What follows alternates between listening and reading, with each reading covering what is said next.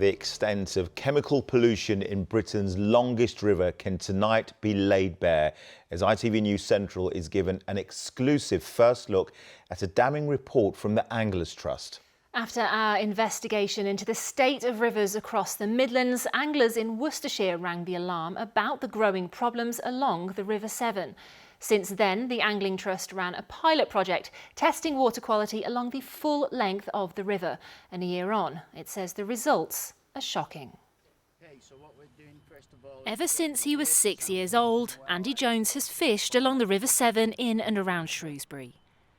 And he says he's watched as the river's health began to suffer. Through the years, the gradual decline in the quality in the river. So you were getting more slime on the riverbeds, and it gradually, over the years, particularly since, say, 1989, the early 1990s, it got a lot worse. Now, every week, he tests the water quality as part of a pilot scheme launched by the Angling Trust along the Severn last year. Today's test returned readings for phosphate, nitrate and ammonia, all at unsafe levels. I find it demoralising to see that these are happening to our wildlife, natural environments. It shouldn't be happening. We shouldn't be doing this in today's world. Over the course of the year, the anglers along the Severn have taken 432 samples. 177 exceeded the upper limit for phosphate. 238 exceeded the upper nitrate levels. 144 exceeded both. Some of that comes from runoff from urban areas, some from agriculture, and just over a third from sewage being released. And when levels of toxic chemicals get too high, it means more algae, less plant life and fewer fish. What the problem is the biodiversity. You're not seeing the weed, the ranunculus, you're not seeing the fly life like I used to see when I was about 12 years old. The results from year one of the network have now been compiled into a report seen exclusively by ITV News Central. One of the most shocking findings was the pollution levels in tributaries, meaning some water is heavily polluted before it even reaches the Severn.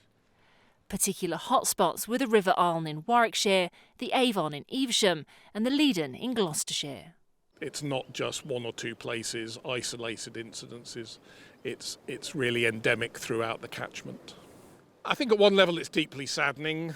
You know, we know there's a problem, we expected to find it, but even so, when you see these figures, it can be quite depressing, especially alongside, you know, a lack of action on the part of government and industry to actually fix the issue. The Environment Agency denies that it's being complacent and said it is working with water companies as well as carrying out hundreds of farm inspections a month. There's no doubt that river water quality is absolutely one of our priority focus. It has been for a long time. It is something that is really important to the environment, but absolutely recognise the concern and the frustration that's coming from the public about it as well.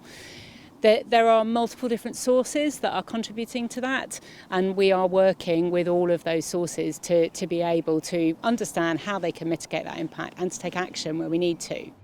The pilot scheme has quickly expanded, and now hundreds of volunteers like Glyn and Andy are taking part across the country.